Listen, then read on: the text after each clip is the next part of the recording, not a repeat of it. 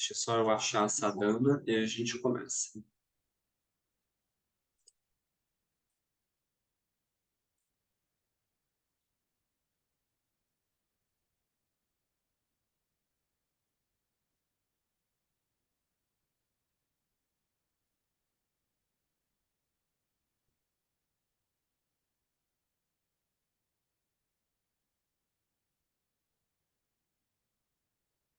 Então, na medida do que for possível para nós, a gente pode só usar esses primeiros momentos para disponibilizar nossa atenção para o que nós vamos fazer agora,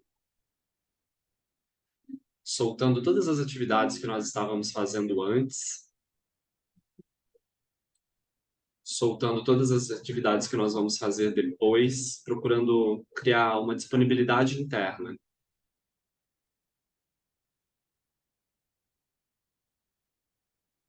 Eu sempre gosto de lembrar da maneira como o Eric explica a prece de 7 linhas, que ele diz que a gente recebe agora as bênçãos do Padmasambhava, assim como quando a gente vai para a janela receber sol. Então, esse é o momento que a gente tira para ir para o sol, para receber o calor, mas esse calor ele está sempre disponível. Então, é como se apenas a gente agora parasse e fosse até a prece para reconhecer essas bênçãos, para receber essas bênçãos. A gente vai fazer uma vez em português e 2 vezes em tibetano. Na fronteira noroeste do país de origem, no coração de pólen de uma flor de lótus, você obteve o mais excelente e maravilhoso Cid. Renomado como aquele que nasceu do lótus, você está cercado por um vasto séquito de daquines. Enquanto pratico, seguindo seus passos, rogo que se aproxime para conceder suas bênçãos. Ó Guru Pema, conceda-me os Cids. Orjan Yujinu Jansam Pema Gesa Dompola Yansin Chogi Nodrunye Pema June Jesudra Cordo Cadro Mampeco Jeji Jesuda Druchi Jinjelon Jinjisu Sol Guru Pema Siji Orjan Yujinu Jansam Pema Gesa Dompola Yansin Chogi Nodrunye Pema June Jeksudra Cordo Cadro Mampeco Jeji Jeksuda Druchi Jinji Lonchin Jisu Sol Guru Pema Siji No Buda, no Dharma e na excelente Assembleia da Sangha, até que alcance a iluminação, neles eu tomo refúgio. Através da minha prática das 6 perfeições, possam todos os seres sencientes alcançar o estado búdico. Sanje Judan Sochi Chonang La Janchu Bardo Dani Jasuchi Daiki Jinso Jipe Sonanchi Drola Penjir Sanje Drupa Arsho Sanje Judan Sochi Chonang La Janchu Bardo Dani Jasuchi Daiki Jinso Jipe Sonanchi Drola Benjir Sanje Druparsho.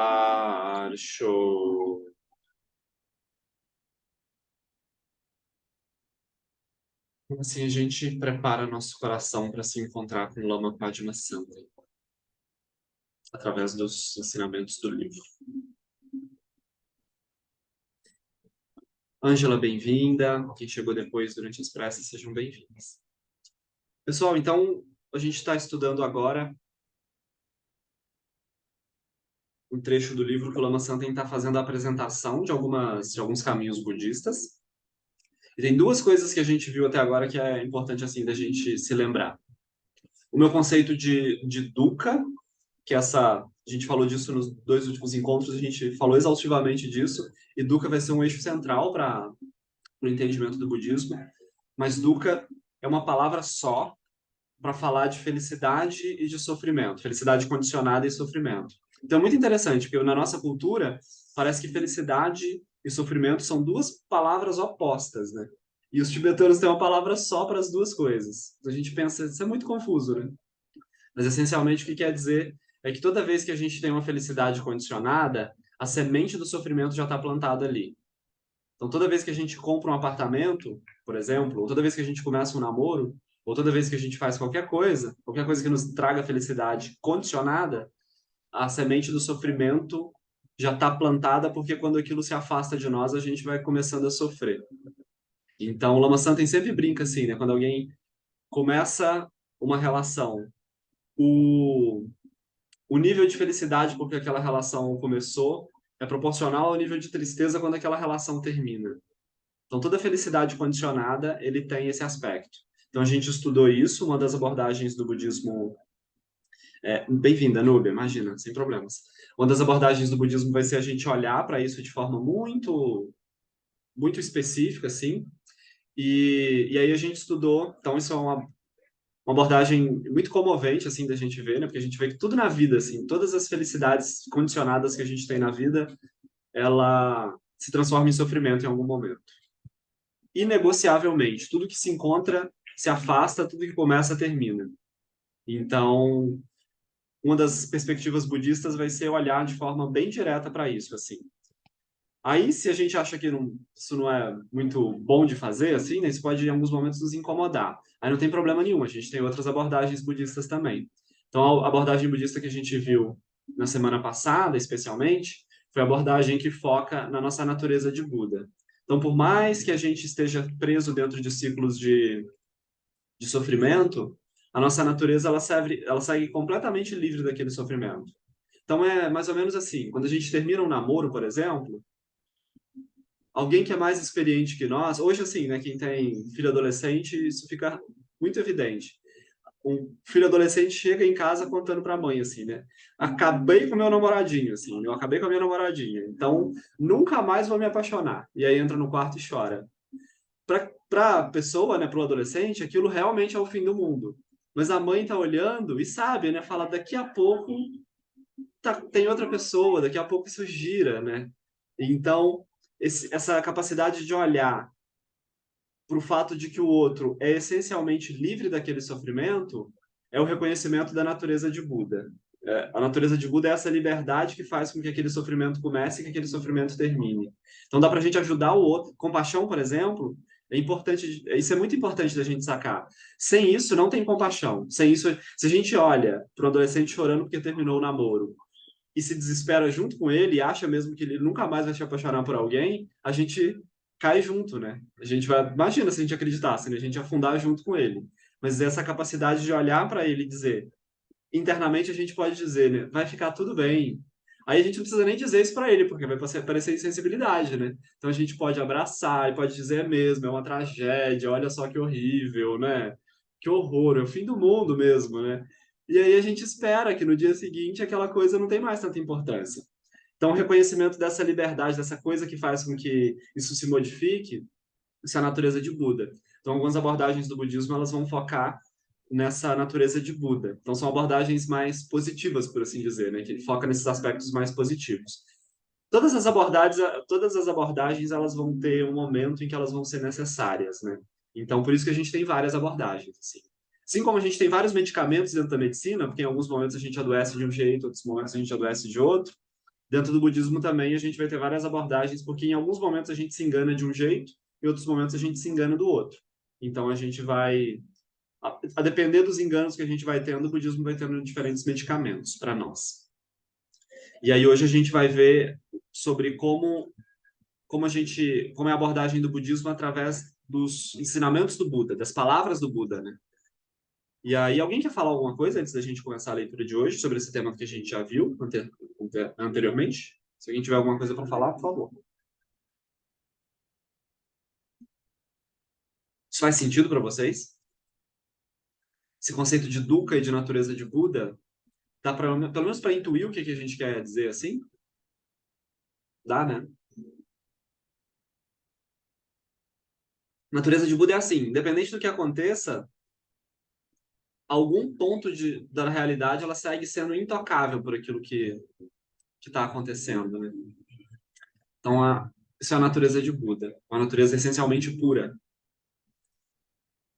Mesmo nos dias que a gente está sofrendo, assim, isso é muito comovente, mas mesmo nos dias que a gente está sofrendo, em alguns momentos do dia, aquele sofrimento ele não é linear, né? Em alguns momentos do dia a gente, eu lembro assim, quando minha avó faleceu, minha mãe ficou um tempo muito triste, né? E no dia que minha avó faleceu, foi um dia muito triste para minha mãe. Mas aí eu lembro que em alguns momentos a gente estava tomando café e alguma coisa acontecia e ela dava algumas risadas, assim. Então caía um café ou uma criança passava e falava alguma coisa do tipo. Então, em alguns momentos esse sofrimento ele era interrompido, né? Então essa interrupção, esse espaço onde é possível que isso se modifique, isso é a natureza de Buda. Núbia, por favor, pode falar. Eu peço até desculpas, porque eu sou iniciante, então são dúvidas bem básicas. Quando você fala em natureza de Buda, eu consigo entender, porque eu consigo, pelo menos, intuir que algumas coisas são muito nossas, são essenciais. Acho que nossa natureza é amorosa, a felicidade, ela está com a gente, né? A gente tem momentos, como as estações do ano, mas acredito que o amor, a felicidade, algumas coisas, né? Agora você falou uma outra palavra, dukkha, assim, eu nunca ouvi essa palavra, eu acho. Dukkha, a gente, nos últimos dois encontros, a gente focou mais nessa expressão.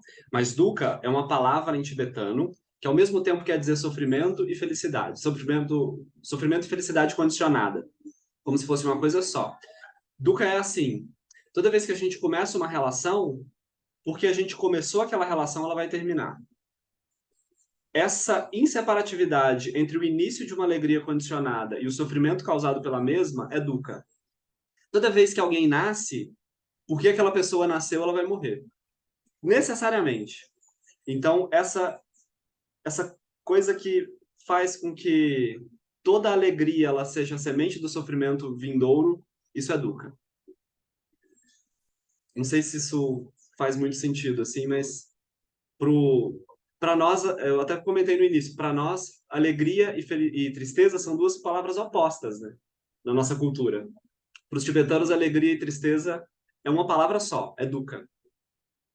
Então, alegria e tristeza são dois diferentes momentos da mesma experiência. Isso é muito comovente, né? Então, quando alguém nasce, a gente comemora, quando alguém morre, a gente se entristece. Mas o nascimento e a morte, eles são movimentos da mesma coisa, né? Se a pessoa nasceu, ela necessariamente vai morrer. Então, se uma relação terminou, em algum momento ela começou. E se uma relação começa, em algum momento ela vai terminar. Então, isso é dukkha. É muito sábio, né? Tipo, eu nunca tinha pensado assim. É muita sabedoria numa palavra só. Numa palavra só, né? Daria para a gente estudar isso a vida toda, assim, né? Então, uma maneira de apresentação do budismo em que isso vai ser explorado a cabo, assim, isso vai ser aprofundado eternamente. É muita sabedoria. E aí é interessante a gente notar que o Buda ensina não é budismo. Budismo é a maneira como a gente reúne esse conjunto de coisas que ele ensina. Mas o Buda, o que ele fala é assim: a realidade funciona de tal jeito. Aí a gente olha. Dukkha, por exemplo, né? O que ele diz é a realidade funciona desse jeito. Aí a gente olha e a gente se assusta, porque é assim mesmo, né? Ele falou, isso não é uma profecia, isso é uma leitura da realidade. Então isso é muito comovente. Cris, por favor, pode falar.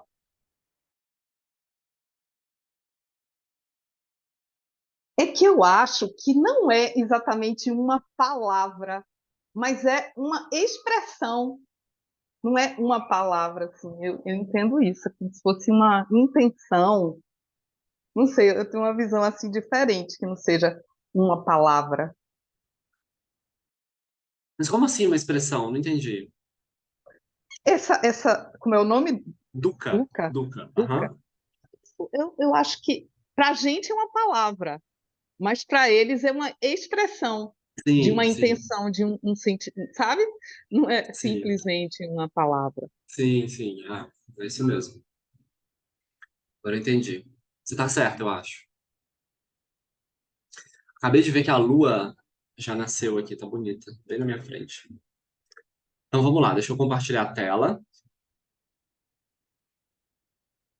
E agora a gente vai ver uma abordagem budista em que o foco é os ensinamentos do Buda. É só para a gente se contextualizar. Nesse primeiro capítulo, o Lama Santen está apresentando as várias maneiras como o budismo pode ser apresentado, né? Essencialmente são 6 maneiras. Para que logo depois ele comece a falar sobre como é que a gente faz essa prática na vida cotidiana, né? Então, nesse primeiro momento, ele só está dando uma abordagem inicial do budismo, assim. Então, a gente está aqui. Eu não sei se a página do PDF corresponde com a página do livro físico, mas ao que me parece, a gente vai começar no finalzinho da página 11 e na página 12, para quem está com o livro físico aí poder acompanhar. Então, ensinamentos. A fala do Buda, seus ensinamentos e explicações sobre o remédio para dukkha seria uma terceira forma de apresentação do budismo. É uma apresentação através das 4 nobres verdades e do caminho óctuplo. Isso foi o primeiro ensinamento que o Buda deu. Então, assim que ele se iluminou, logo depois que ele se iluminou, ele se levantou para ensinar, aí ele encontrou os companheiros dele, e esse foi o primeiro ensinamento que ele ofereceu. Então, as 4 nobres verdades são a experiência da existência cíclica, o reconhecimento de que a experiência cíclica é criada artificialmente, são 4, né? Então, o reconhecimento da existência cíclica é o primeiro. Então, o Buda falou, tudo que começa termina. Tudo que se encontra se separa. Então, tudo se transforma em sofrimento. Aí a gente olha para ver se isso é verdade, né? O reconhecimento de que essa experiência cíclica é criada artificialmente. Isso quer dizer o quê? Isso quer dizer que, porque a gente não se lembra quem nós somos, nós achamos que nós somos isso aqui que nasceu. Porque nós achamos que somos isso aqui que nasceu, nós achamos que em algum momento nós vamos morrer. Então é isso que ele quer dizer. Ele quer dizer que não tem ninguém nascendo ou morrendo. Quando eu nasço ou quando eu morro, eu não sou isso que nasce e morre. Mas como eu acho que eu sou, aí eu crio artificialmente essa sensação de nascimento e de morte. Tipo assim, imagina que a gente é contratado agora, assim, para trabalhar numa empresa. E aí alguém fala para nós, né? Você agora é gerente de RH de tal empresa. Se a gente se identifica com aquele gerente que acabou de nascer, quando aquele gerente for demitido, a gente vai ter uma sensação de morte. Mas isso é uma coisa artificial, a gente não é isso, né? A gente poderia ser qualquer outra coisa, né? Se outra empresa tivesse nos contratado, a gente estaria em outro lugar. Então, o que nós somos é essa liberdade de fazer uma coisa ou outra. Por enquanto nós somos gerente desse lugar. Mas se a gente não se engana com isso, quando a gente é demitido, a gente não tem uma sensação de desaparecimento. Então, é mais ou menos isso, assim. É mais profundo que isso, mas só para a gente conseguir entender. A gente já passou por isso no último encontro, né? Então, vou passar brevemente. Então, as 2 primeiras verdades são essas. O sofrimento existe, esse sofrimento ele é criado artificialmente. A terceira nobre verdade é a afirmação da possibilidade de dissolução da experiência cíclica. Então, se eu crio isso artificialmente, eu posso não criar. Então, é possível a gente não sofrer. Esse é o ponto. E a quarta nobre verdade é o caminho que leva para além do sofrimento. Então, é o caminho óctuplo. Então, podemos apresentar o budismo através dessas 4 nobres verdades. E o caminho para descobrir a liberdade é o nobre caminho óctuplo. Eu vou fazer uma leitura um pouco mais corrida, que a gente já leu isso no último encontro, mas vocês podem, se ficar com dúvida em alguma coisa, podem parar. Então, tem vários conjuntos de números dentro do budismo, né? Então, a gente viu as 4 nobres verdades, e agora a gente vai ver os 8 passos do caminho óctuplo. Então, as 4 nobres verdades são essas. Aí, a quarta nobre verdade é esse caminho óctuplo que a gente vai ver agora. Aí, o primeiro passo do caminho óctuplo é a decisão de abandonar a existência cíclica e a impermanência. Então, primeiro a gente decide que quer parar com isso, né? A gente decide que quer sair dessa roda. É muito difícil chegar a esse ponto. A maior parte do tempo, estamos preocupados em ganhar os jogos. Significaria dizer a um gremista que se ele abandonasse o time, ele não sofreria mais. Mas a pessoa diria, se eu abandonar o Grêmio, não sou mais eu. E aí, vou desaparecer? A primeira etapa é muito difícil. É como saltar em um abismo. Parece haver um grande sofrimento. Se temos coragem para ultrapassar esse obstáculo aparente, nossa vida muda por completo. Curiosamente, é o oposto do que costumamos pensar. Então, para que eu não nasça e eu não morra, o que eu preciso fazer? Abandonar o reconhecimento de que eu sou isso aqui, né? Só que parece que isso é terrível, né? Porque se eu não me reconheço como isso aqui, eu vou ser o quê, né? Então isso parece um pouco desesperador, assim, para nós. Mas como o Lama Santen disse, né? Se a gente se a gente libera desse jogo de tentar fazer o eu ganhar um jogo, isso já é liberador por si mesmo. Eu sempre uso esse exemplo, assim, aqui na frente de casa tem um campo de futebol. Aí dá pra ver todo mundo chegando junto pra fazer o baba, né, pra jogar o futebol. E aí todo mundo amigo, assim, né? Aquilo uma coisa, é uma festa bonita de ver. Aí eles dividem em dois times. Um usa o colete vermelho, outro usa o colete verde. Aí eles nascem dentro daqueles times. Aí já viram rivais, inimigos. Daqui a pouco eles estão brigando, né? No início estava todo mundo feliz juntos. No final, o time que ganhou tá feliz e o time que sofreu, o time que perdeu tá sofrendo. Então, isso seria a gente poder dizer assim: se liguem, né? Vocês não são um time ou outro, né? Aí eles poderiam dizer para nós, mas se eu não me identificar com o time vermelho, se eles não se identificarem com o time verde, aí não tem futebol, né? Aí perde a graça. Não precisa ser assim, né? Mas não precisa ter aquela identificação também. Então o ponto é esse. Se a gente diz para um gremista, né? A gente fala, ó, essencialmente o que aconteceu foi só uma bola passando no meio de uma goleira, né? Isso, que importância isso tem, né? Eles vão achar que a gente é meio maluco, assim, né? No meio do final da Copa do Mundo, né? Imagina. Alguém cobrando um pênalti. Aí dá para ensinar o budismo. Você fala, ó, não tem nada acontecendo aí, né? Só uma bola que vai cruzar ou não com a goleira. O pessoal vai falar, você tá louco, tem milhões de reais milhões de dólares sendo movimentados através desse chute, né? Mas essencialmente, o que que aconteceu? Nada, né? Só uma bola cruzou uma trave. Então, isso me lembra muito a política. É, total, total. A gente vai tendo vários times de futebol, assim, né? Vários setores de identificação. Isso é muito curioso. Então, o caminho para o sofrimento, assim, se a gente quiser sofrer, a gente procura se filiar a alguma coisa, assim, né? Quanto mais identificado a gente tiver a alguma coisa, quando aquilo desabar, a gente sofre junto. É garantido, assim, né? Garantido. É comovente de pensar nisso, né? Então não é fácil, a gente. E aí o time do eu, né? O time da autoimportância é o time que precisa ser abandonado para que a gente deixe de sofrer, assim. Então, quanto mais identificado com o eu tô, mais sujeito ao sofrimento a gente fica, né? Quanto mais eu acho que eu sou isso aqui, imagina, né? Agora eu tô vendo, meu cabelo tá indo embora, né? E aí, só isso já gera sofrimento. Bastante, assim. Rafael falou, isso também pode ser válido para dinheiro. Achamos que mais dinheiro vai nos fazer mais felizes, mas às vezes pode causar sofrimento. Com certeza, isso mesmo. É, qualquer coisa externa que a gente tomar como base para nossa felicidade é garantia de fracasso, assim, né? Ou fracasso atual ou fracasso no futuro, né? Eu fico vendo os bilionários, assim, né? Você, por exemplo, o Elon Musk, né? Fico imaginando como vai ser difícil para ele morrer e soltar aquilo tudo que ele tem. Isso é comovente. Às vezes não, né? No caso dele, acho que sim, né? Pela maneira como ele se move no mundo, assim. Mas dá para pessoas não ter muita coisa e não ter apego nenhum também, né? Mas, com certeza, tudo que a gente tenta segurar, aquilo vai ser sofrimento na certa. Então vamos seguir mais um pouquinho, assim, só para a gente não parar muito nesse ponto. Então, curiosamente, isso é o oposto do que costumamos pensar, né? Então, apenas se liberarmos nossa conexão com a roda da vida é que estamos livres de fato. Presos à roda da vida, podemos querer reconhecimento, dinheiro, uma dúzia de CDs. Buscamos essas coisas. É como falar com alguém que está torcendo para o seu time num campeonato de futebol.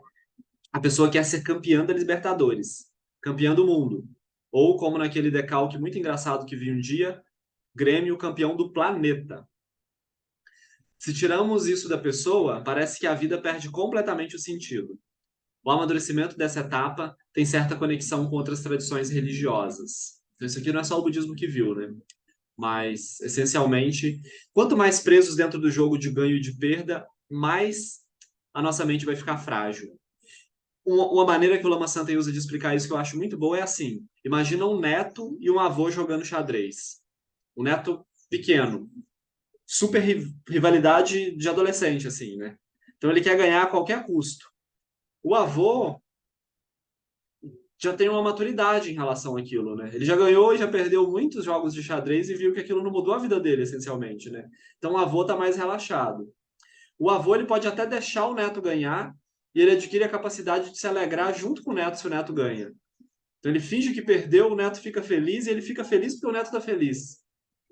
Mas o neto, se ele perder, aquilo vai deixar ele absolutamente irritado, assim, né? Então quem está mais frágil ali? O neto está muito mais frágil, né? Então, do mesmo modo, quanto maior a identificação com o eu, menor a nossa capacidade de se alegrar, porque a gente só se alegra quando acontece coisa boa pro eu, né? E maior a nossa capacidade de sofrer, porque tudo pode tudo pode desequilibrar nossas teorias de como as coisas deveriam ser, assim, né? De como eu acho que as coisas deveriam ser. Se a gente dá muita importância para isso, isso é certeza de ansiedade, assim, né?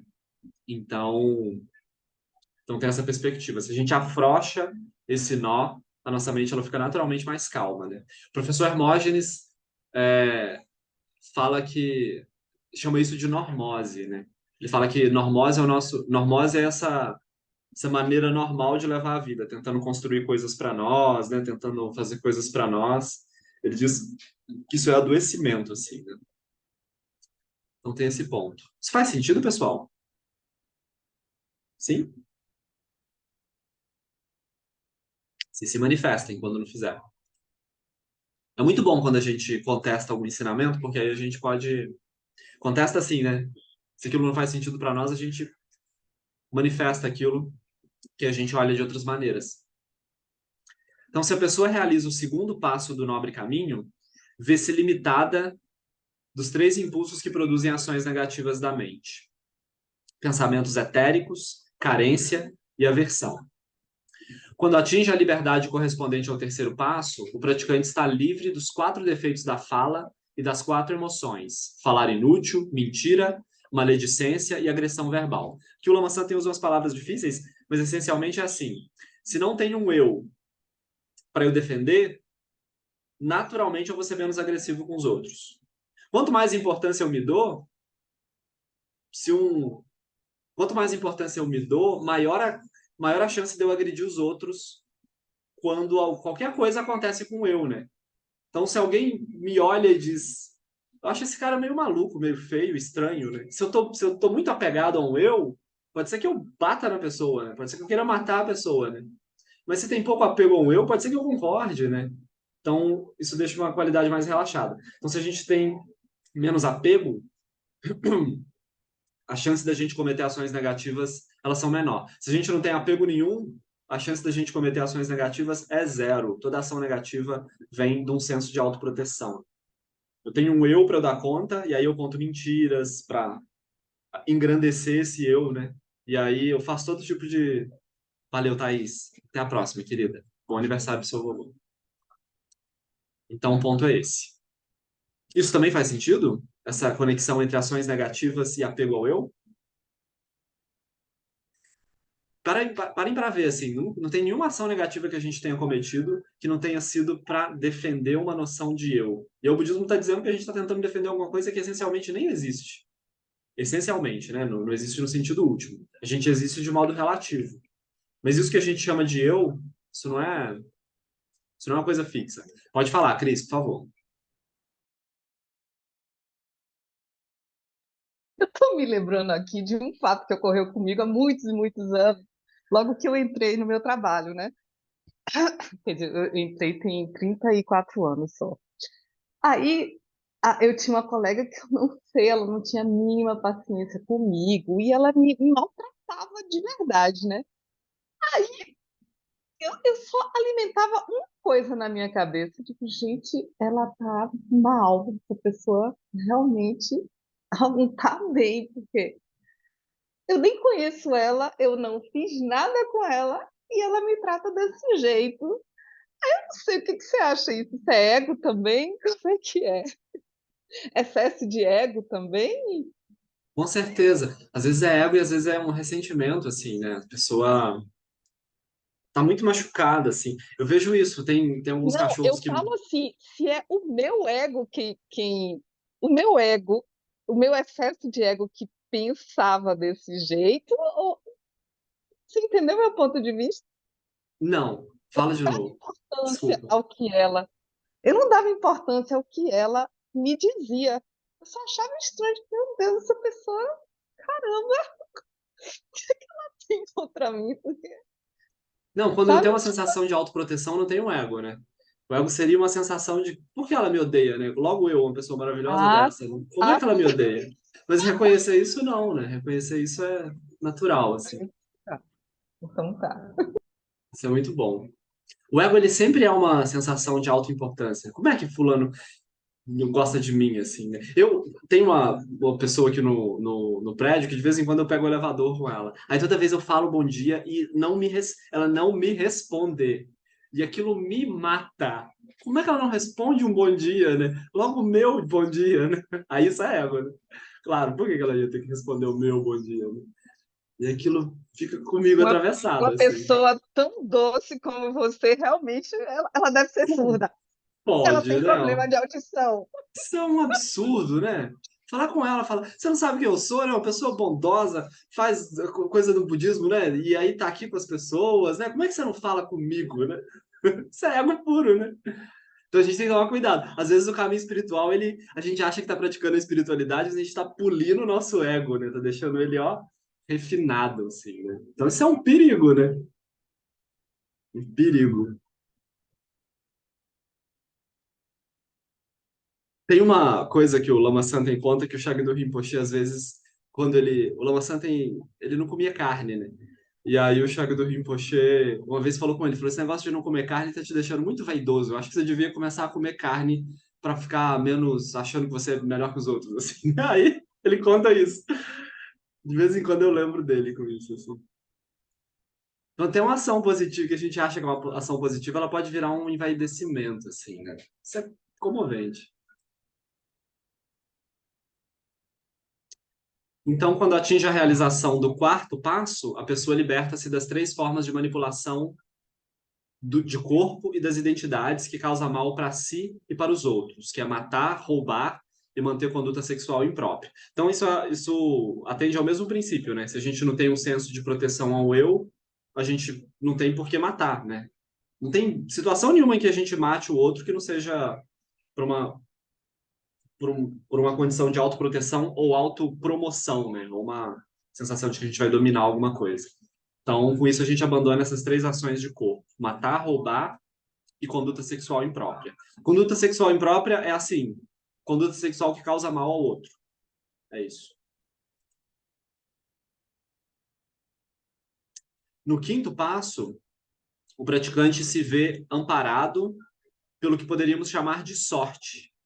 É como se o universo inteiro começasse a conspirar a seu favor. Aí aqui já começa a nos interessar, né? Mas percebam que isso é o quinto passo, né? A gente tem que dar os outros antes. Então, isso se dá pela prática das quatro qualidades incomensuráveis e das seis perfeições. As quatro qualidades são compaixão, amor, alegria e equanimidade. As seis perfeições são generosidade, moralidade, paciência, energia constante, concentração e sabedoria. Isso aqui, pessoal, a gente deveria se lembrar porque isso aqui é a maneira como um Buda responde às coisas, né? Ao vivenciar a amplidão natural da mente, as qualidades e perfeições se tornam naturais e não exigem esforço. As ações realizadas dentro dessa experiência de inseparatividade produzem a natural retribuição positiva do universo. Então, ao invés de estudar a lei da atração, se a gente quiser entender como é que a realidade pode funcionar a nosso favor, né, a gente poderia começar a entender isso. Compaixão, amor, alegria, equanimidade e as seis perfeições. Isso é o quê?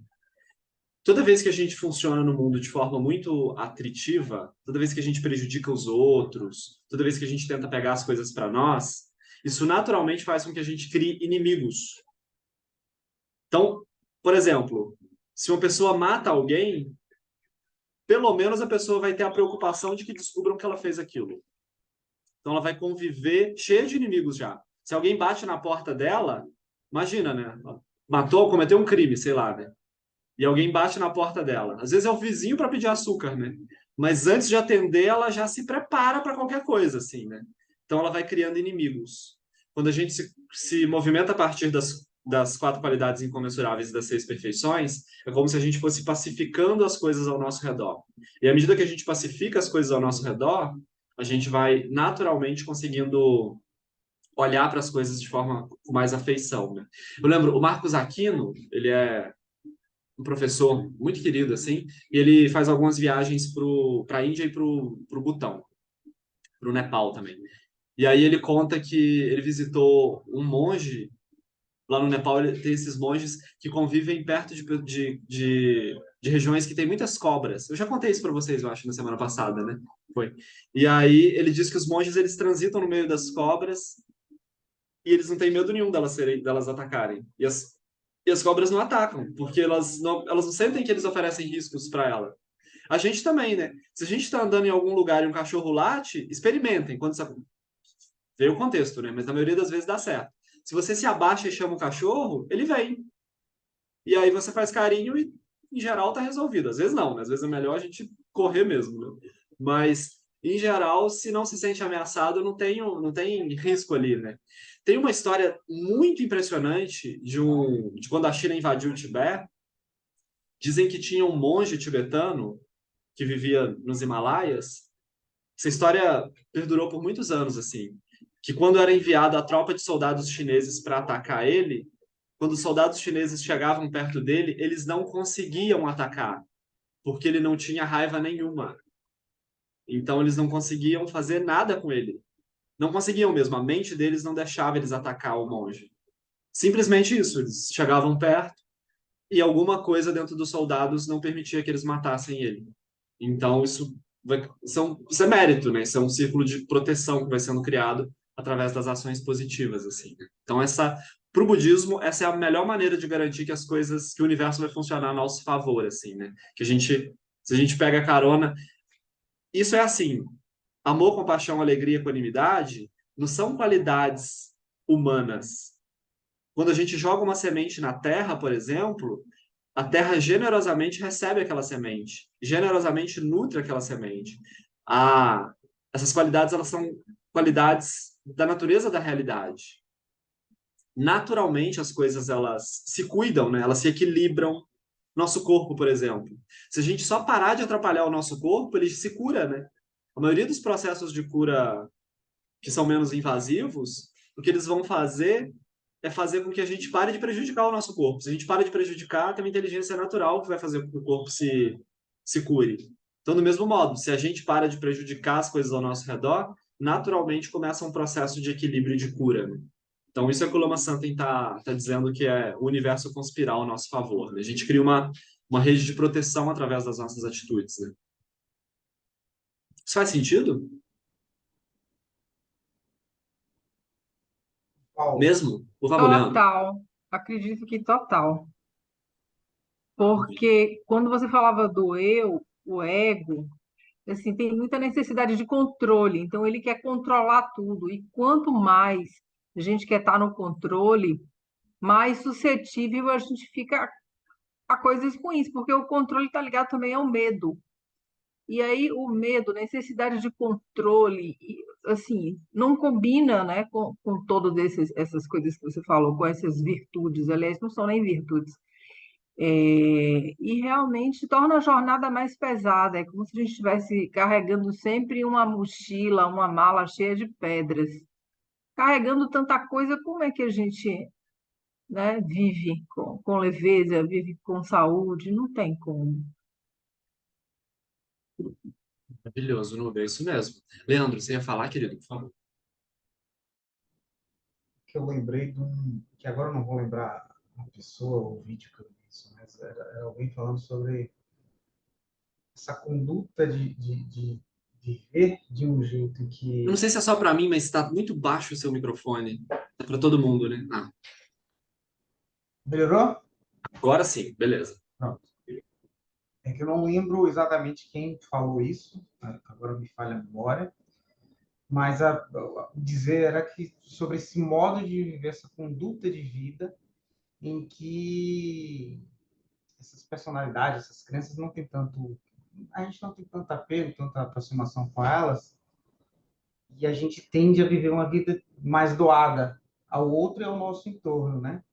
E aí ele fala, na sua fala me conectou com isso, porque ele fala que é uma aposta, mas uma aposta ao longo prazo que você está jogando com o que a natureza sempre fez, sempre doou, né? O Sol está lá resplandecente, mas está sempre doando, né? Ele doa.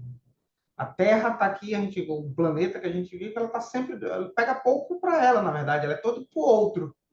O universo todo funciona de uma forma que, tirando até a gente, na verdade, se a gente esquece dessa coisa que a gente acredita que existe artificialmente, a gente começa a fluir nesse sentido, né? E aí ele fala, pode ser que alguma coisa ruim aconteça com a vida, mas a aposta que você está fazendo é que você vai estar, a longo prazo, funcionando na mesma frequência de algo que tem funcionado e que colocou o mundo, com tantas maravilhas que tem hoje, do jeito que está, né? Exatamente, Leandro. Isso é importante a gente sacar, assim, essas qualidades, elas são qualidades naturais da natureza, elas são qualidades da natureza da realidade, né? Elas não são coisas individuais, assim. Mas a gente vai treinando individualmente, né? Mas sempre com essa lembrança, né? De que isso é o aspecto da natureza da realidade. É isso. As árvores, né? Tem um pé de jambo aqui em casa, aqui no condomínio, né? Não importa quem vá lá e pegue o jambo dá a fruta, né, para a pessoa. Não tem, ele produz incessantemente, né? Essa é a natureza da realidade, assim, né? E aí a gente joga a semente lá, o chão acolhe aquela semente e dá os nutrientes necessários para crescer outra árvore, né? Aí a gente vai olhar e vai dizer, isso é generosidade, mas a terra não está chamando de generosidade, né? Então isso é muito natural. É exatamente isso, Leandro. Muito bonita essa visão, né? Então isso vai criando uma proteção para nós.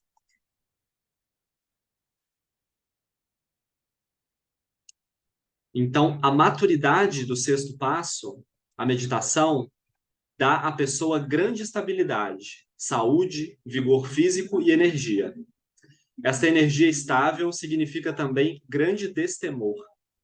Ah, então aqui a gente tem um aspecto da meditação. Então esse é um ponto importante da gente entender. A meditação ela vai primeiro equilibrar o corpo físico, então vai resolver todo o nível de adoecimento, assim, né, num certo sentido. Todo adoecimento que a gente tem é um desequilíbrio da energia do corpo, né? E quanto mais a gente se excita, se deprime, se excita, se deprime, se excita, se deprime, mais instável o nosso corpo e a nossa mente começam a ficar. Então, a meditação, ela traz um tipo de estabilidade interna muito grande, né? Então, isso causa em nós essa qualidade de estabilidade e causa um natural destemor. Então, toda vez que a gente encontra alguma coisa, o medo que a gente tem é daquilo desestabilizar a nossa energia, né? Então, eu lembro, assim, que quando eu era adolescente, eu namorava com uma menina, Gabriela, o nome dela, era uma querida, assim. E aí a gente era do ensino médio. E aí a gente terminou, nas férias. E aí eu lembro da minha ansiedade em voltar para a escola e ver ela, assim, né? Qual era o meu medo, né? Meu medo era da minha mente não aguentar aquilo, né? Daquilo me fragmentar, assim. Então, a qualidade da meditação, ela dá essa confiança, né? Que eu posso manter minha mente equilibrada, minha respiração equilibrada. Uma boa maneira da gente treinar isso, a gente comentou isso na semana passada, né? É a gente ir no shopping e a gente vai na frente das vitrines e a gente resiste àqueles impulsos, né? A gente vê, quando a gente quer comprar uma blusa, a nossa respiração ela começa a ficar mais curta. Toda vez que a gente toma uma má decisão, a gente toma uma má decisão com a respiração curta. Percebam isso, assim, né? Toda vez. Ninguém escolhe comprar por impulso alguma coisa com a respiração equilibrada, com o olho sereno. Então, esse tipo de prática de equilíbrio da energia vai nos dando essa estabilidade e um natural destemor. Esse é um ponto.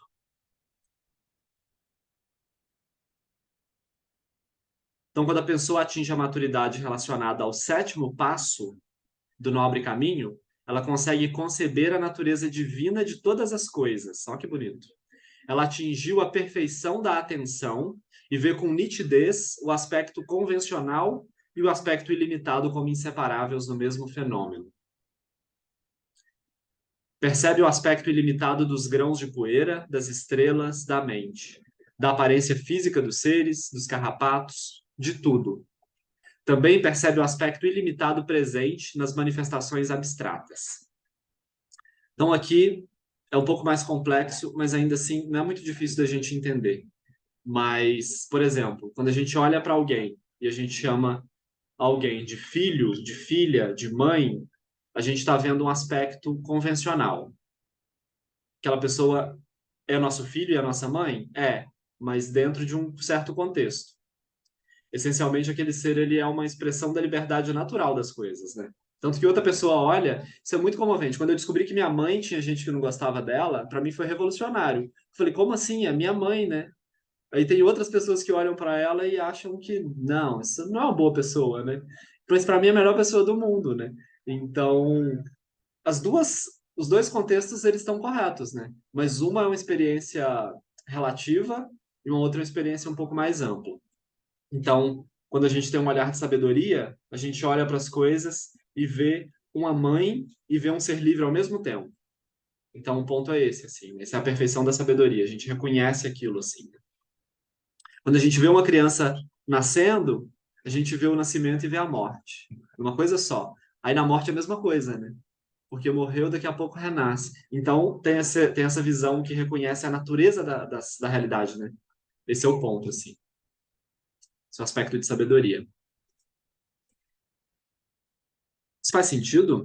Esse é um pouco mais complexo, né? Mas a gente vai ver isso um pouco mais adiante melhor também.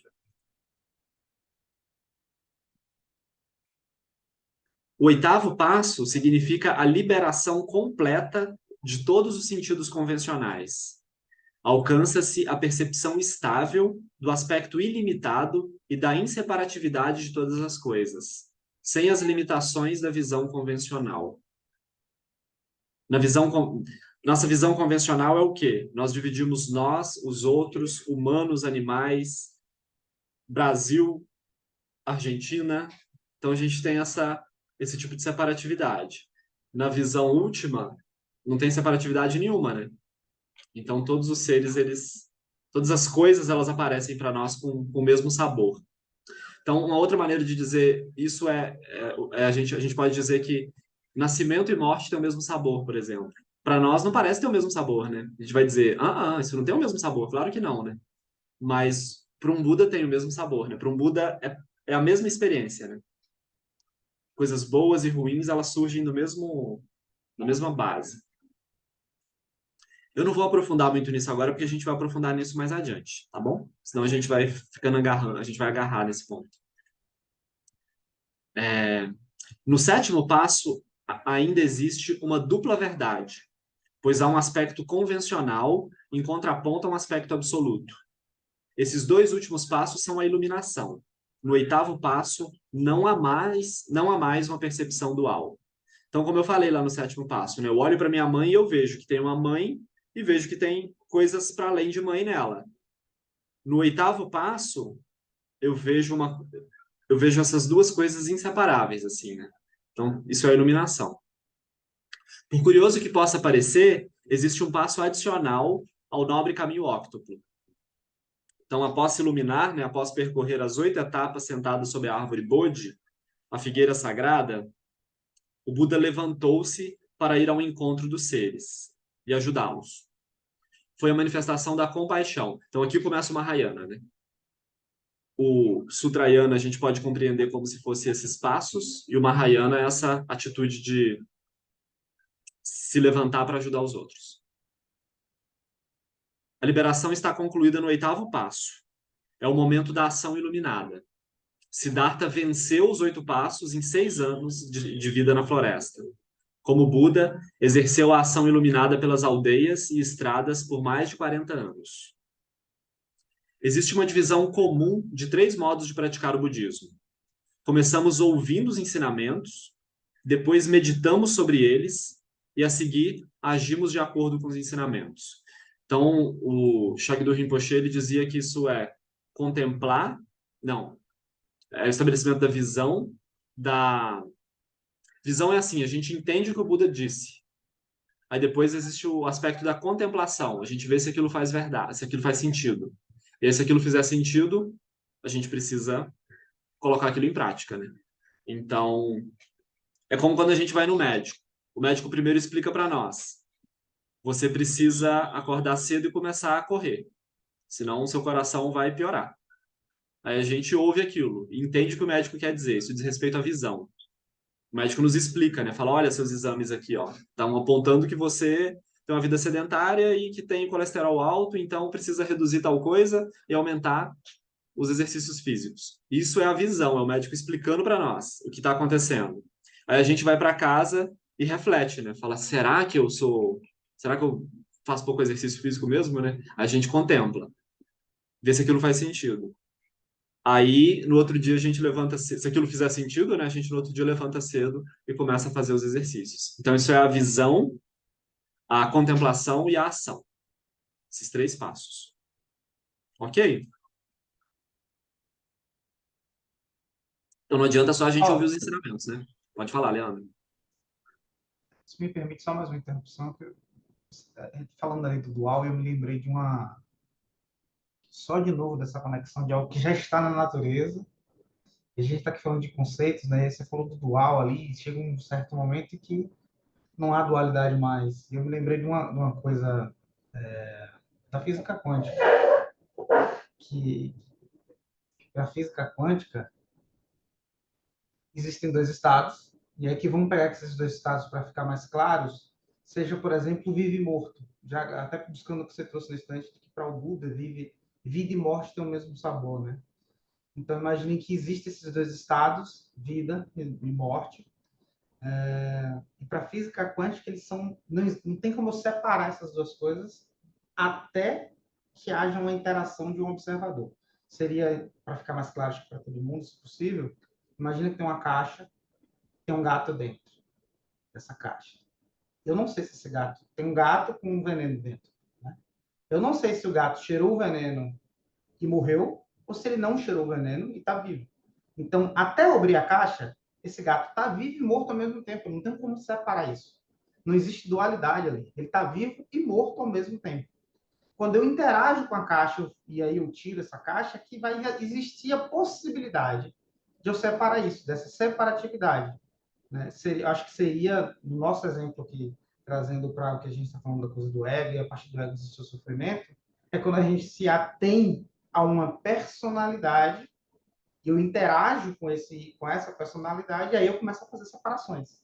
Eu começo a enxergar dualidades, né? Perfeito, Leandro. É isso mesmo. A física quântica e o budismo, eles estão muito conectados, assim, né? O Lama Santen, em especial. O Lama Santen é físico, né? Acho que vocês sabiam, né? Então, maravilhoso esse exemplo. É isso mesmo. Exatamente. Obrigado pela contribuição. Não sabia que a física quântica tinha essa abordagem tão precisa, assim, em relação à dualidade. Muito bom. Uhum. Então, se quisermos explicar de outra forma, ainda dentro dessa perspectiva descritiva, o budismo pode ser resumido em 3 palavras. A primeira é Buda, já explicada, nossa natureza livre, né? A segunda é Dharma, os ensinamentos que surgem da mente do Buda para beneficiar os seres, como as 4 nobres verdades e o caminho óctuplo. Como o Buda tem liberdade perante o que para nós é dificuldade, ele examina o dukkha dos outros seres e resolve os problemas, manifestando soluções.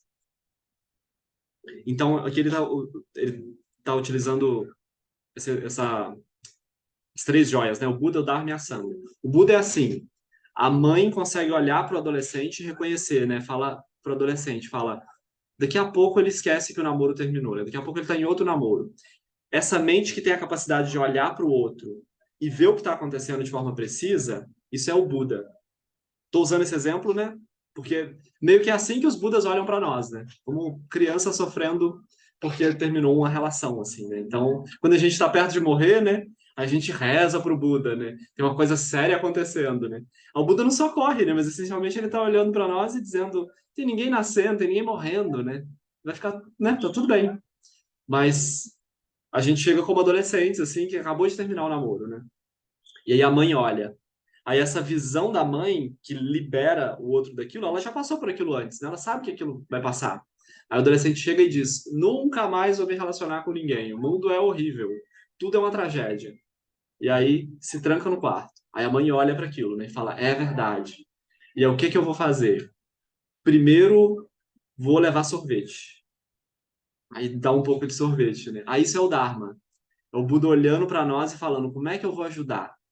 Aí dá um pouco de sorvete. Aí depois diz, vamos dar uma volta na praia, sol vai fazer bem. Aí, não, não quero dar uma volta na praia. Tudo bem, termina o sorvete. Aí depois vai na praia.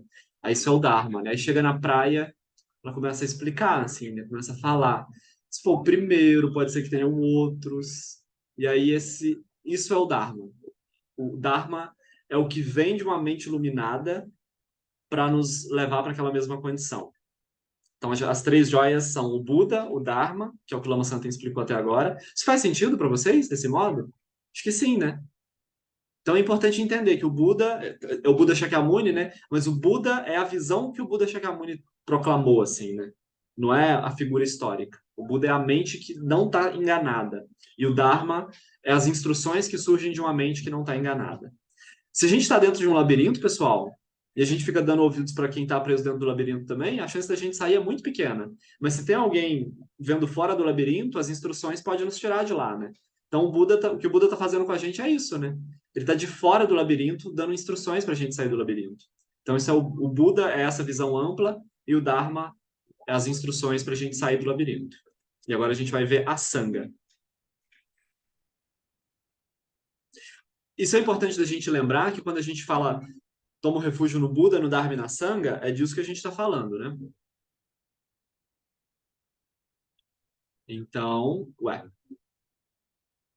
como o Buda tem liberdade perante o que para nós é dificuldade, ele examina o dukkha dos outros e resolve os problemas manifestando soluções. A terceira palavra é Sangha e está relacionada ao Buda. A Sangha surgiu há 25 séculos, junto com o Buda.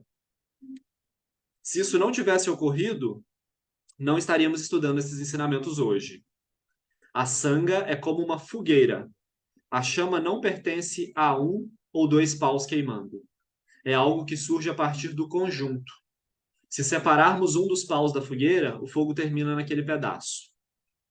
Temos dificuldade em seguir o caminho de liberação sozinhos, mas quando estamos juntos é mais fácil. Chamamos isso de Sangha. Ela é capaz de queimar nossos problemas. No Zen, a Sangha é comparada a um recipiente e um pilão. Um centro de Dharma, um grupo de praticantes é o recipiente, e a vida cotidiana é o sucessivo bater do pilão. Cada pessoa do grupo é um grão de arroz com casca.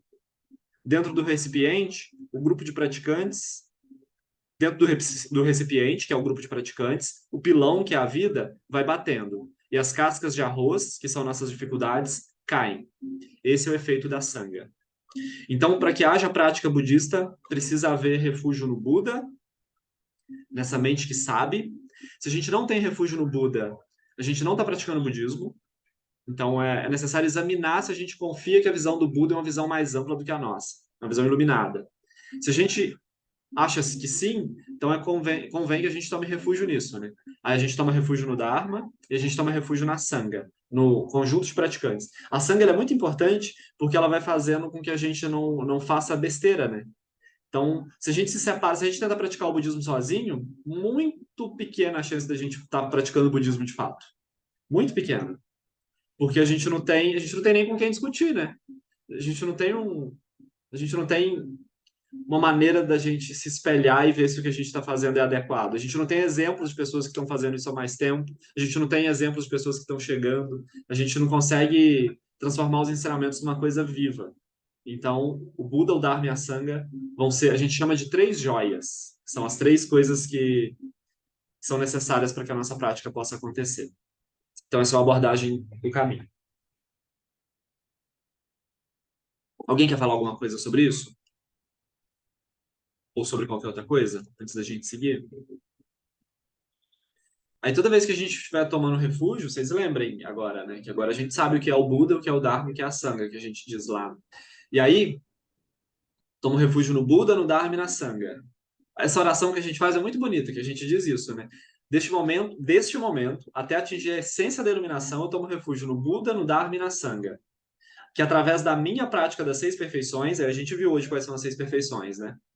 Possam todos os seres sencientes alcançar o estado búdico. Então, isso é uma atitude muito proativa que a gente toma, né? A gente diz, eu vou praticar, tomando refúgio no Buda, no Dharma e na Sangha, e que todos os seres se iluminem. Não assim, que todos os seres se iluminem, né? Eu vou cuidar da minha prática e que eles se iluminem. Não, mas que através da minha prática das 6 perfeições, possam todos os seres sencientes alcançar o estado de Buda, né? Então, essa é uma decisão muito proativa, assim. Então, agora a gente tem um contexto melhor também para a oração. Então, vamos para uma outra maneira de apresentar o budismo através da meditação. Então, uma das formas de introduzir os ensinamentos apresentados pelo Buda é o caminho da meditação tranquilizadora. Simplesmente sentamos e praticamos o primeiro dos 8 passos. E os outros seguem-se sucessivamente. Com a mesma aparência externa, sentados na posição de lótus, seguimos etapa por etapa. Neste caminho, a pessoa entra, senta e vai colhendo as experiências profundas sentada. É o caminho que o Buda ensinou. Podemos chamar de jhana, shiné, shamatha, vipassana ou samadhi. Podemos chamar de samasati, mahasandhi, mahamudra. São vários nomes para esse caminho, né? De acordo com o conteúdo, com o que acontece por dentro. O Buda descreve minuciosamente esses passos e diz: não acreditem ou nos textos não está a verdade. Testem. Mas ainda assim o Buda descreve. O Buda diz que a verdade não está nos textos, mas, dependendo da realização da pessoa, o texto pode impulsionar essa realização. E aí pode ser útil de alguma forma. Então, esse caminho da meditação, ele começa com a ideia de que a nossa mente ela é naturalmente limpa, pura, né? Então, eu ia usar o exemplo do copo d'água, mas acabou minha água. Então, a gente pode imaginar um copo de água, assim, né? Um recipiente cheio de água, e a nossa mente é meio que isso, um recipiente cheio de água com terra. Esse é o exemplo tradicional. Aí, se a gente sacode e para, no primeiro momento, a água ela está muito turva. Então, a nossa mente agitada é essa água muito turva. Quando a água está muito turva, é muito difícil a gente ter clareza do que a gente pode ver do outro lado. Então, a nossa mente, quando ela está muito turva, vai dificultar que a gente olhe para as coisas do jeito que elas são. O que a gente precisa fazer para essa água ficar limpa? É uma pergunta mesmo. O que a gente precisa fazer para essa água ficar limpa? Parar de agitar, né? Então, se a gente para de agitar, aquele conteúdo ele se assenta. O caminho do jhana, mente de macaco, isso mesmo, a mente que fica pulando, né? Esse caminho de jhana, ou de shamatha, ou de shimé, tem vários nomes para isso. Esse caminho é o caminho de deixar a nossa mente repousar no seu estado natural. Se a nossa mente simplesmente repousa no estado natural, as coisas elas vão ganhando um certo grau de clareza. É muito interessante de ver quando a gente vai fazer uma aula de yoga, por exemplo. Às vezes a gente começa a aula de yoga querendo matar alguém, assim, né? Aí a gente faz a prática ou achando que alguma coisa está acabada, assim, um grande problema. A gente pode começar a aula com um grande problema. Aí a gente faz alguns alongamentos, alguns exercícios de respiração, no final relaxa. Aí quando a gente volta, externamente nada mudou, porque a gente só tirou uma hora, praticou e não mudou nada, né? Mas internamente parece que alguma coisa ficou tudo bem, né? A gente pode até ir lá e entender o que a pessoa fez, ela nem falou por mal, né? Ela devia estar num dia ruim, sei lá. Então, o que aconteceu foi que esse conteúdo que estava agitado e que não deixava a gente ver as coisas, ele se assentou. Aí, assim que esse conteúdo se assenta, a gente tem maior clareza. Então, quando a nossa mente se assenta e ela tem maior clareza, aí a gente entra em contato com os textos, por exemplo, aí aquele texto ele vai revelar aspectos da nossa mente iluminada para nós. A gente vai ser capaz de reconhecer a verdade do que o Buda falou, se a nossa mente tiver mais calma. Mas, por exemplo, se a nossa mente estiver muito agitada, quando o Buda vai falar de dukkha, quando vai falar lá da insatisfatoriedade, né? A gente vai olhar e falar assim: eu prefiro nem pensar nesse negócio de que toda felicidade, todo encontro termina, né? Isso é porque a nossa mente está muito agitada, né? Então aqueles ensinamentos eles não têm capacidade nenhuma de penetrar a nossa experiência. Então o caminho da meditação ele vai fazer com que a gente possa acessar os ensinamentos de forma mais sincera. Assim. Isso faz sentido? Sim? Então, a meditação ela vai ser uma das abordagens. Deixa eu ver que horas são. Ah, a gente tem tempo ainda.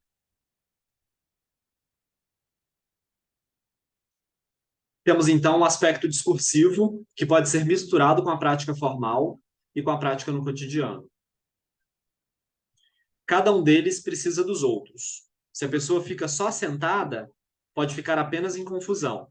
É preciso de algum tipo de instrução. O obstáculo da meditação nunca é resolvido apenas na meditação. A pessoa precisa ouvir os ensinamentos e meditar. Mas só ouvir os ensinamentos também não adianta. Ela precisa aplicar o que ouviu na vida cotidiana e aí a meditação funciona. Então, cada uma dessas abordagens que a gente está falando, elas vão se apoiar de algum modo. Assim, né? Então, o ponto é esse. Isso é importante da gente entender, pessoal. Se a gente só senta e não sabe o que fazer, a gente não está meditando, né? Sentar e ficar parado não é meditar, pessoal. Isso é uma coisa muito importante da gente entender. Então, quando a gente pergunta para alguém, você medita? Se a pessoa diz medito, às vezes o que ela está querendo dizer é que ela se senta meia hora por dia e fica com a coluna reta e imóvel. Agora, se ela medita ou não, não tem como a gente saber externamente. O que ela está fazendo internamente com a mente dela é o que vai dizer se ela está meditando ou não. Para ela estar meditando, ela precisa saber o que ela vai fazer com a mente, né? Então ela precisa receber as instruções. Se ela recebe as instruções e não pratica também, então aquilo não adianta de nada. Então o aspecto discursivo e a prática, uma vai apoiar a outra aqui. Então essa é uma maneira de apresentar o budismo. Isso está fazendo sentido? Por favor, Rafael, pode falar. Você falou essa questão aí da meditação, e eu lembro que quando eu comecei, eu achava que estava meditando, mas na verdade eu estava relaxando, né? Eu acho que muita gente tem esse erro de achar que está meditando, mas na verdade está relaxando. Mas relaxar já é muito bom também. Pior é quando a gente fica dentro das histórias, né? Mas relaxar já é muito bom. Mas o Relaxamento relaxamento não é a meditação, né? depende da abordagem da meditação, assim, mas toda meditação ela vai começar com relaxamento, pelo menos. Então você está fazendo uma boa coisa, né? Isso é uma boa notícia, Uhum. assim. Então, por exemplo, se a gente sentar e aí falar, eu não vou me distrair nos próximos 30 minutos e eu vou prestar atenção no ar entrando e saindo pelas minhas narinas. Não tem nada que vá fazer eu me desconcentrar. Aí a gente senta e fica. Pode ser que isso aconteça mesmo. A gente pode ficar 30 minutos sem se distrair. Aí chega no final da meditação, nosso ombro está lá em cima, nossa sobrancelha está franzida, né? E a gente não se distraiu. Isso foi meditação? Foi. Mas teve alguma coisa que vem de bom nisso? Com certeza não. A pessoa vai sair dali um pouco mais enraivecida até, talvez, né? Se alguma coisa atrapalhar a meditação dela, se um gato chegar perto dela, pode ser que ela dê um tapa no gato, né? Agora eu estou meditando, né? Agora não. Então a meditação ela precisa de um aspecto de puro relaxamento. Assim. Ela precisa acontecer dentro de um espaço relaxado, um espaço suave, né? Então essa qualidade de relaxamento ele é fundamental. Assim. Não é ainda, você está certo, especialmente dentro das abordagens do budismo, do caminho que o Lama Santen apresenta. O relaxamento ele não é meditação, mas ele é uma ótima base. Se a gente quiser só sentar e relaxar, isso já vai ajudar a nossa prática. Assim. Não é prática ainda, mas vai ajudar muito a nossa prática. Mas é importante ter essa distinção mesmo. Então, agora a gente vai para o aspecto de bondade. Então, existe uma abordagem do budismo que consiste simplesmente em praticar bondade. A bondade é uma capacidade de ir além da própria identidade e olhar os outros seres a partir da perspectiva deles mesmos. É uma prática de transcendência ativa. Então, se a gente quiser praticar a transcendência do nosso ego, né? Se a gente quiser praticar a transcendência do nosso eu, como é que a gente faz isso de forma muito ativa? Praticando a capacidade de se importar com o outro, né? Isso é importante a gente entender que, assim, o budismo ele vai nos levar na direção de reconhecer que não há um eu e não há um outro. Mas como eu tenho muito a noção de que tem um eu, e como o meu impulso é de proteger o eu e de querer o bom para o eu, quando a gente contrapõe esse impulso praticando a bondade, isso é uma prática de expansão da nossa consciência. Essencialmente, não tem um eu e não tem um outro. Mas como eu tenho um impulso... É tipo enrolar uma cartolina. A gente pega uma cartolina e ela está muito enrolada. Aí a gente abre ela e ela volta, por hábito, ela volta para o estado enrolado. A maneira da gente deixar a cartolina descansar no seu estado natural é enrolar para o outro lado. Então a nossa mente ela tem o hábito do eu. Praticar a bondade é tipo enrolar a cartolina para o outro lado, né? Então, ao invés de eu me importar com o eu vou me importar com o outro. Quando aparecer uma barata na sua casa, ao invés de dar uma chinelada na barata para livrar esse eu da agonia de ter uma barata em casa, a gente pode pensar, o eu está agoniando aqui, mas existe um outro ser, que é a barata. E como é que a barata se sente em relação ao chinelo? A gente nunca parou para pensar nisso, né? Na perspectiva da barata. A gente só pensa assim, eu me sinto péssimo quando tem uma barata. E eu me dou o direito de trucidar a barata, porque o eu não está não tá se sentindo bem. Mas a gente nunca pensa na perspectiva da barata. Bondade é o quê? Olhar para o outro a partir da perspectiva dele, não da nossa perspectiva. Da nossa perspectiva, ele é um ser nojento, miserável, que merece a morte. Da perspectiva dela, qualquer sinal de que o corpo dela pode ser esmagado vai causar nela medo e ela vai querer fugir. Então a gente olha para o outro a partir da perspectiva dele, do outro. E a gente tenta se relacionar com isso desse modo, né? Com barata é mais difícil, né? Mas é uma boa prática, né? Real, assim. Mas vocês entenderam o que eu quero dizer da perspectiva do outro, né?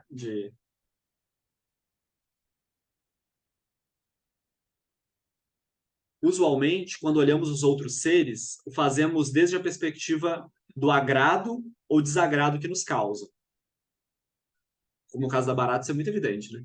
Isso é olhar os outros a partir de nós mesmos. A prática da bondade é um exercício de transcendência ativa.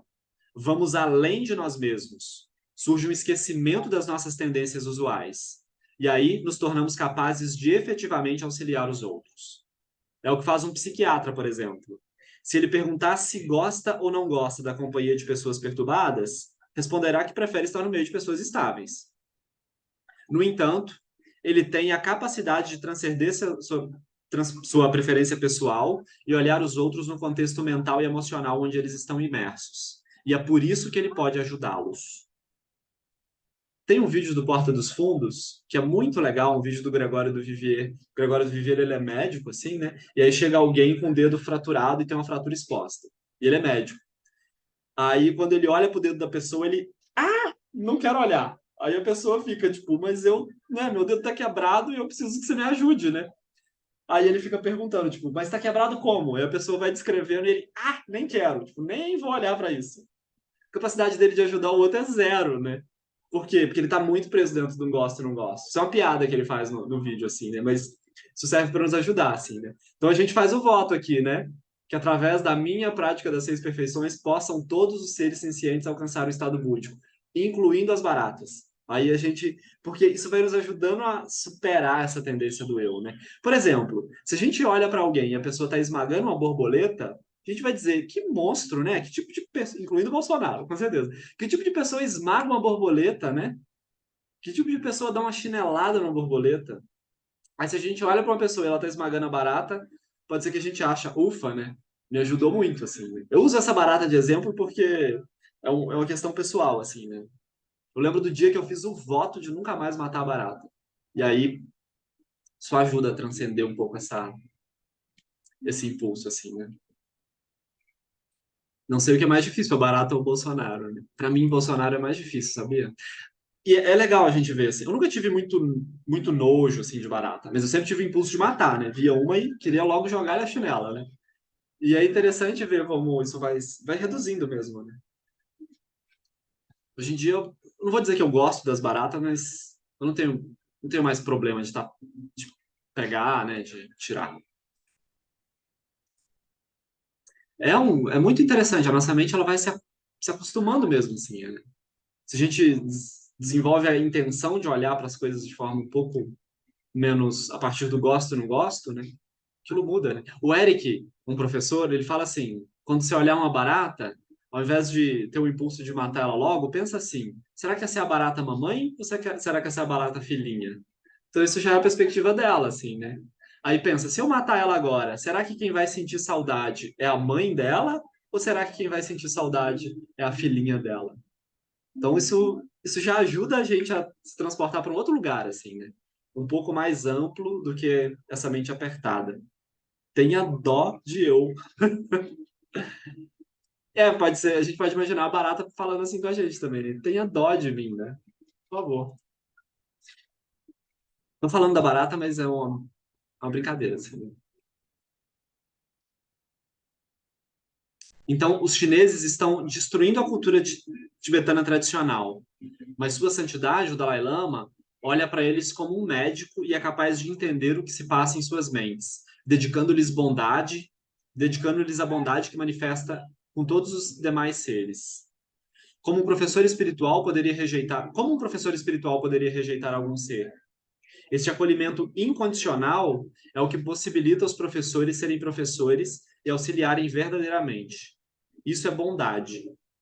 O Buda diz: a impossibilidade de ajudar surge das obscuridades mentais.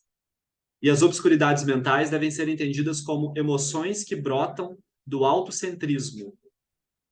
Então a gente pode ver isso novamente. Eu vou usar o exemplo da barata, mas pode ser qualquer coisa, né? A nossa incapacidade de ajudar a barata, ajudar é pelo menos assim, não esmagar ela, né? Isso já seria de grande ajuda. E aí, ajudar um pouco mais é assim, tirar ela de um lugar onde ela pode ser esmagada e levar ela para um lugar onde ela fica segura.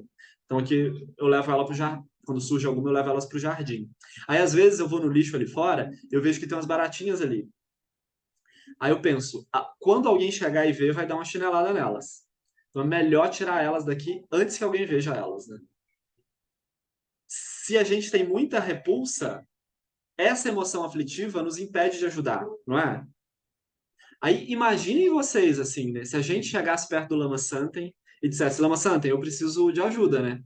Aí ele perguntasse para nós, em quem você votou? Aí eu vou dizer, bom, depende, né? Em quem o Lama votou, né? Me conta primeiro que eu conto depois, assim, né? E aí se ele dissesse, ó, pessoas que votam em fulano no Bolsonaro eu não ajudo, né? Imagina, a gente não ia olhar para isso e achar que é um bom professor, né? Aí ele poderia dizer, ó, as pessoas que já cometeram algum tipo de traição não podem também. Ou as pessoas que ficam pensando mal das outras. Então, isso não ia ser muito adequado, né? A capacidade dele de ajudar ia ser uma capacidade muito reduzida. Né? Imagina nós, né? Quando a gente olha um pai e uma mãe, né? Olha uma criança lá cheia de cocô, né? Aí ele fala, quando tiver limpinha eu ajudo, né? Agora deixa eu... Agora não, né? Agora você que se vire, né? Então, isso é autocentramento, né? Ele olha e fala, eu não gosto de cocô. Eu não vou botar a mão nele, né? Então, se ele não supera esse autocentramento, a capacidade de ajudar é super reduzida. Né? Então é importante a gente entender que toda emoção aflitiva, o nojo do cocô, o nojo do Bolsonaro, o nojo da barata, isso tudo surge de um autocentramento. Isso tudo reduz a nossa capacidade de ajudar os outros. Então essas emoções aflitivas, elas podem ser dissolvidas através da prática de bondade. A gente olha para um bebê sujo e a gente pensa, para ele é melhor que ele esteja limpo. Para nós era melhor nem tocar nele, né?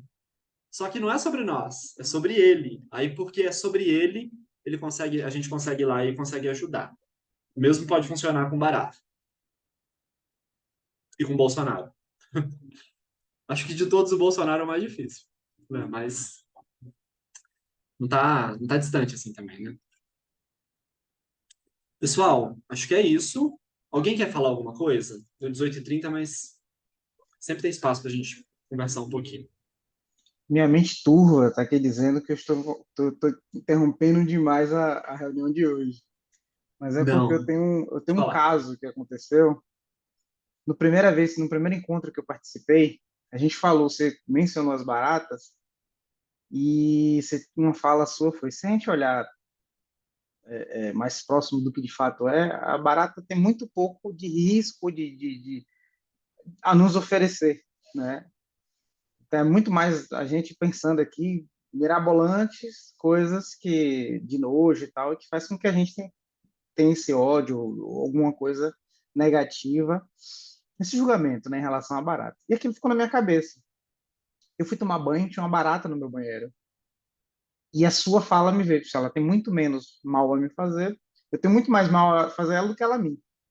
E aí eu falei, não, vou deixar ela aqui. E ela ficou. Não tomei banho, não deixei ela lá. E aí passou uns 2 dias, e eu observei que ela não tinha ido embora. Ela continuou. Assim, durante o dia eu não via ela, à noite ela estava lá. Eu não sei o que ela fazia durante o dia, mas à noite ela estava sempre lá no banheiro. E aí, um determinado dia, eu tomando banho, eu vi que ela caiu com as asas para baixo. Ela não conseguiu sair dessa posição dela, de E da mesma forma que eu fiz, como eu não interferi nela de uma vez, eu não vou interferir nela agora que ela está na situação. Eu vou deixar. No que eu deixei, no outro dia de manhã, essa barata já estava morta e tinha um monte de formiga já se alimentando dela. E eu lembrei dessa história agora porque eu estou lembrando de uma coisa da primeira coisa que a gente estava falando das baratas, no contexto, né?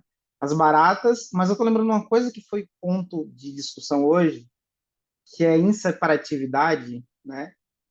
E a gente falando de barata e desse momento em que a barata morre e as formigas estão ali se alimentando, o que é a morte e vida? A vida das formigas estão ali só se alimentando da morte da barata, né? Então, de fato, eu não tenho como separar.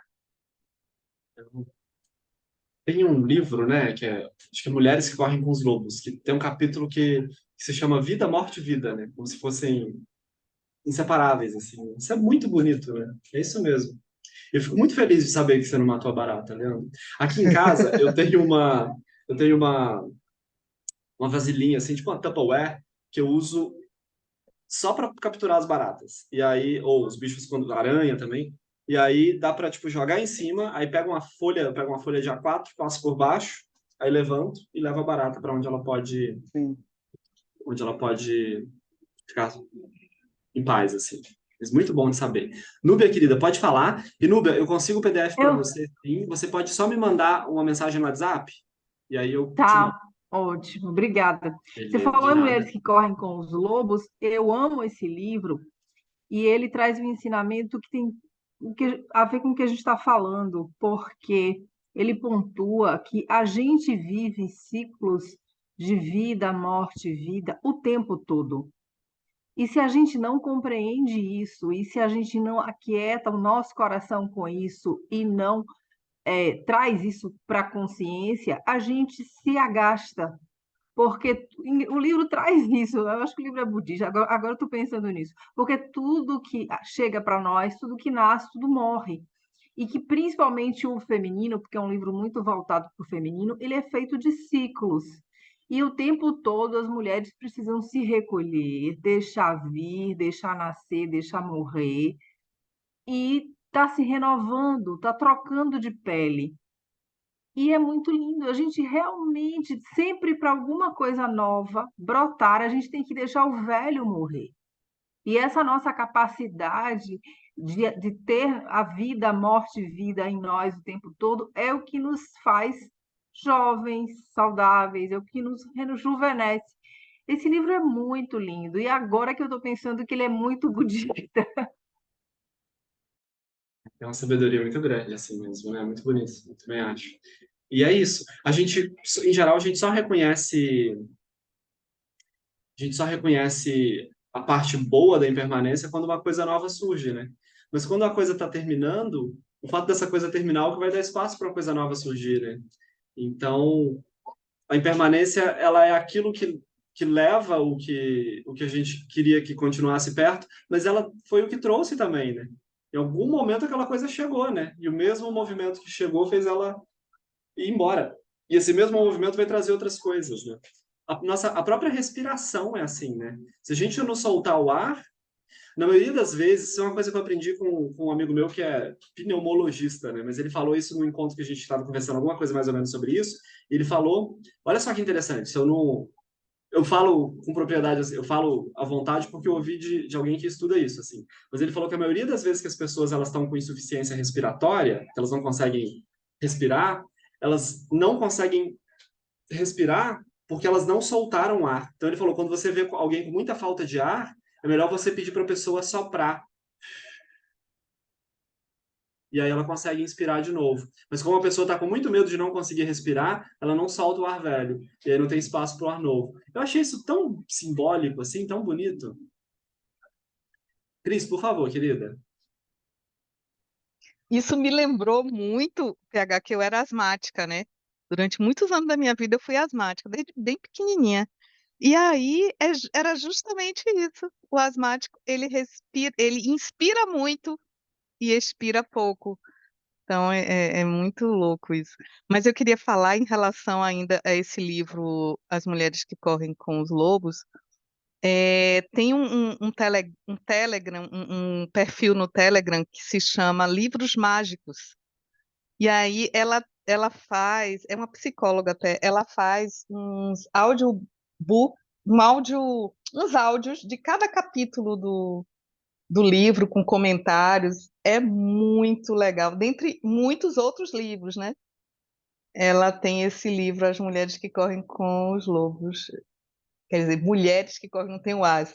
Mulheres que Correm com os Lobos. Muito legal isso, só a dica mesmo. Maravilha, Cris. Se quiser me mandar o link, eu posso compartilhar com as pessoas para Ah, eu verem. faço isso então.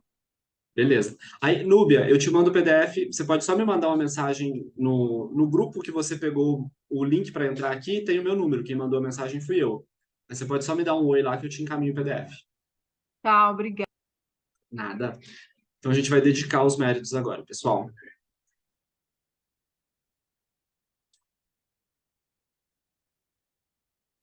Os méritos desse encontro se expandam e toquem a todos. Que o Mestre Universal da Paz e da Compaixão, Sua Santidade o Dalai Lama, juntamente com todos os mestres de todas as tradições que veiculam essa mensagem, tenham longa vida. Que todos estejam a salvo de gerar pensamentos negativos, o obstáculo mais destrutivo. Que estes pensamentos nunca surjam em nossa mente e que todos os seres também estejam livres de pensamentos negativos. Ao longo de minhas muitas vidas e até este momento, todas as virtudes que tenho alcançado, inclusive os méritos gerados por essa prática e todas as que vier a conseguir, ofereço para o bem-estar dos seres sencientes. Possa a doença, a guerra, a fome e o sofrimento diminuir para todos os seres, enquanto sua sabedoria e compaixão aumentam nessa e em vidas futuras.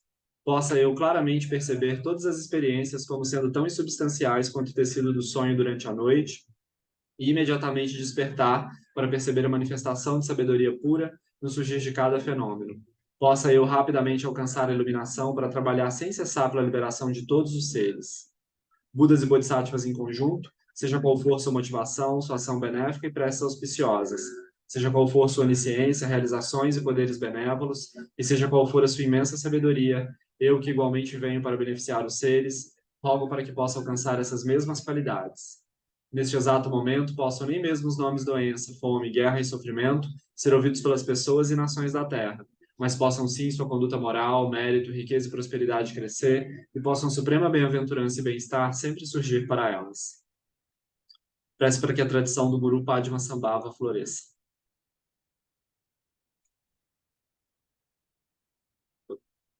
Que a grande tradição do Abade Shantarakshita, do mestre Padmasambhava e do rei Tritson Deutsen possa florescer e permear os três reinos. Que a presença das três joias nunca se separe do fluxo mental dos seres, assegurando assim o sublime bem-estar através dos três tempos. Quem lon cho sun ring lu che zan lin sa sun char pa pel dru ju chu sun na wadan midrau du sun gele show. Então, valeu, pessoal. A gente se encontra